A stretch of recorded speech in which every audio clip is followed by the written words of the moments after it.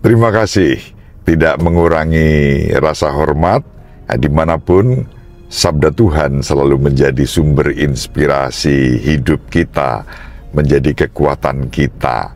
Perjalanan ke Jombang, ke Pondok Pesantren Kiai Mojo, di sana ada guru saya, Kiai Haji Imron Jamil, itu pengasuh pondok pesantrennya, dan ada putra-putranya yang ramah baik hati, ada Gus Ibad, ada Gus Iza, antara lain.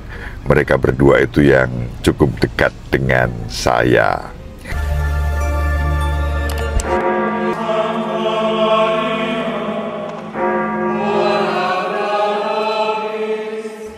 Dominus vobiscum.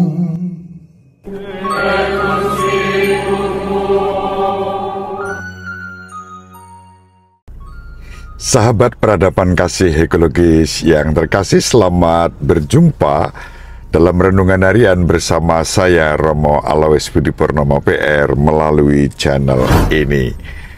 Semoga panjenengan selalu sehat, tetap semangat tanpa sambat, dan selalu bahagia. Kebahagiaan yang bersumber dari Tuhan Allah kita. Mari kita awali perjumpaan kita dengan bersatu di dalam doa. Kita menggunakan Mazmur tanggapan pada hari ini sebagai doa kita. Dalam nama Bapa dan Putra dan Roh Kudus. Amin. Tuhan semesta alam menyertai kita. Kota benteng kita ialah Allah Yakub. Allah itu bagi kita tempat perlindungan dan kekuatan. Sebagai penolong dalam kesesakan sangat terbukti. Sebab itu kita tidak akan takut sekalipun bumi berubah, sekalipun gunung-gunung goncang di dalam laut. Kota Allah, kediaman yang maha tinggi, disukakan oleh aliran-aliran sebuah sungai. Allah ada di dalamnya, kota itu tidak akan goncang. Allah akan menolongnya menjelang pagi. Tuhan semesta alam menyertai kita. Kota benteng kita ialah Allah Yakub. Pergilah, pandanglah pekerjaan Tuhan yang mengadakan pemusnahan di bumi. Kemuliaan kepada Bapa dan Putra dan Roh Kudus, seperti pada permulaan, sekarang, selalu, dan sepanjang segala abad. Amin. Dalam nama Bapa dan Putra dan Roh Kudus. Amin. Sahabat peradaban kasih ekologis yang terkasih, mari kita baca Injil Yohanes bab 5 ayat 1-3a, dilanjutkan ayat 5-16. Pada hari raya orang Yahudi, Yesus berangkat ke Yerusalem. Di Yerusalem, dekat pintu gerbang domba, ada sebuah kolam yang dalam bahasa Ibrani disebut Betesda. Serambinya ada 5, dan di serambi-serambi itu berbaring sejumlah besar orang sakit. Ada di situ seorang yang sudah 38 tahun lamanya sakit.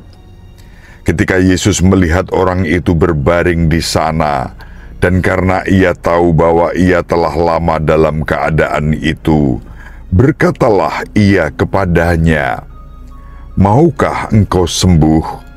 Jawab orang sakit itu kepadanya, "Tuhan, tidak ada orang yang menurunkan aku ke dalam kolam itu apabila airnya mulai goncang. Dan sementara aku sendiri menuju kolam itu, orang lain sudah turun mendahului aku." Kata Yesus kepadanya, "Bangunlah, angkatlah tilammu dan berjalanlah." Dan pada saat itu juga sembuhlah orang itu, lalu ia mengangkat tilamnya dan berjalan. Tetapi hari itu hari Sabat. Karena itu orang-orang Yahudi berkata kepada orang yang baru sembuh itu, "Hari ini hari Sabat dan tidak boleh engkau memikul tilammu."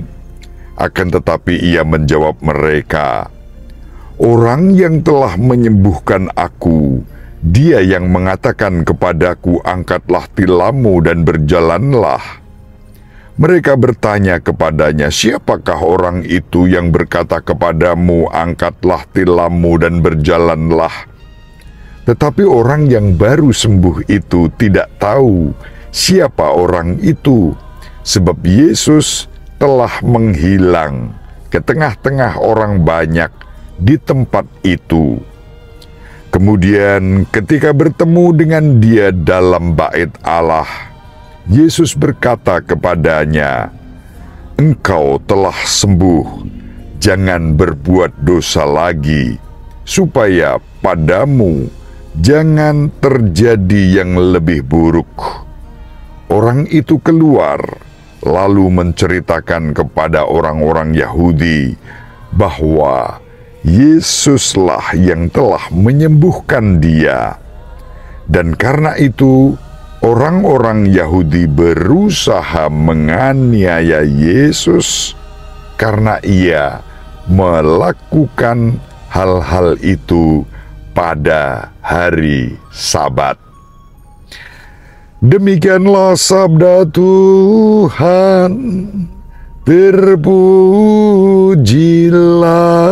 Kristus. Sahabat peradaban kasih ekologis yang terkasih, mohon maaf, renungan ini saya siapkan di dalam mobil dalam perjalanan saya menuju ke Pondok Pesantren Kiai Mojo di Jombang. Perjalanan dari Surabaya menuju Jombang. Berhenti sejenak, lalu saya mempersiapkan renungan ini. Teman-teman yang lain rombongan pada menikmati kopi. Terima kasih, tidak mengurangi rasa hormat. Dimanapun, sabda Tuhan selalu menjadi sumber inspirasi hidup kita, menjadi kekuatan kita. Perjalanan ke Jombang, ke Pondok Pesantren Kiai Mojo, di sana ada guru saya, Kiai Haji Imron Jamil, itu pengasuh pondok pesantrennya, dan ada putra-putranya yang ramah baik hati, ada Gus Ibad, ada Gus Iza, antara lain. Mereka berdua itu yang cukup dekat dengan saya. Sahabat peradaban kasih ekologis yang terkasih, kadang-kadang kita dilumpuhkan oleh berbagai hal yang membuat kita tak berdaya, tak berkutik, seperti orang lumpuh yang 38 tahun lumpuh berbaring di dekat kolam Bethesda. Ayo kita renungkan sebentar Bethesda. Injil Yohanes hari ini menceritakan kepada kita tanda ketiga yang dibuat oleh Yesus di Galilea. Tanda pertama, perubahan air menjadi anggur. Tanda kedua, kesembuhan orang bisu. Dan tanda yang ketiga adalah penyembuhan orang lumpuh pada hari Sabat. Seperti dua tanda pertama, Injil hari ini juga mengisahkan tentang sakramen gereja. Secara khusus, tanda ketiga, penyembuhan orang lumpuh pada hari Sabat, merupakan tanda kasih Allah. Mujizat yang dikisahkan pada kita menarik perhatian kita pada sakramen rekonsiliasi. Orang lumpuh tidak perlu masuk ke dalam air kolam yang akan menjadikan dia sembuh. Itu sebagai bentuk pembaptisan.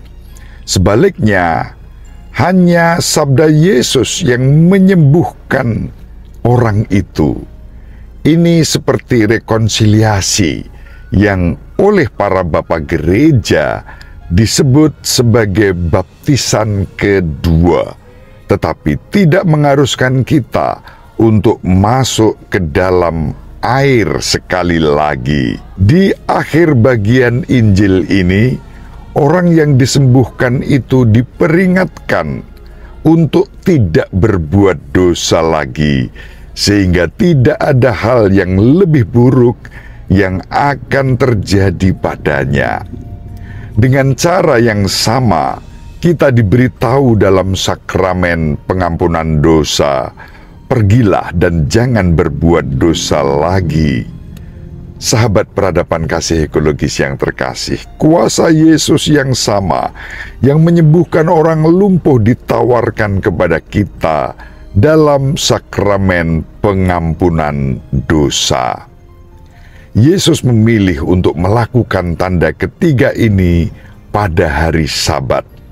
Sama seperti Sabat asli adalah tanda perjanjian penciptaan dan undangan bagi manusia untuk masuk ke dalam istirahat kehidupan ilahi.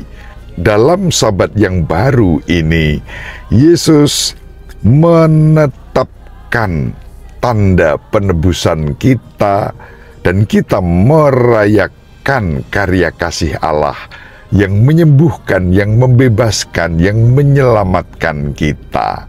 Itulah yang kita rayakan setiap kali kita menerima sakramen-sakramen. Sakramen baptis, sakramen pengampunan dosa, sakramen ekaristi, semua sakramen itu menjadi tanda karya keselamatan bagi kita. Demikian, semoga bermanfaat. Ibu Maria dan Bapak Yusuf selalu mendoakan kita, semoga panjenengan semua sahabat peradaban kasih ekologis yang terkasih, bersama seluruh anggota keluarga dimanapun berada, dibimbing, dilindungi, dan diberkati oleh Allah yang Maha Kuasa, Bapa dan Putra dan Roh Kudus. Amin. Terima kasih, salam sehat, tetap semangat tanpa sambat, selalu bahagia, kebahagiaan yang bersumber dari Tuhan Allah kita. Salve, shalom, salam sejahtera, berkah dalam.